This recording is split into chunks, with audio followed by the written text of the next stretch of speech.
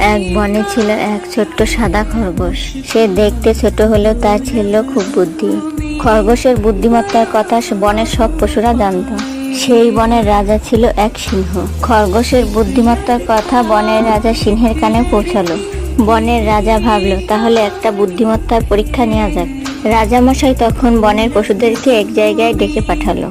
পশুরা সবাই একত্রিত হয়ে রাজামশাইয়ের সামনে এসে হাজির হলো। রাজামশাই বলল, আমি একটা বুদ্ধির পরীক্ষা নিতে চাই।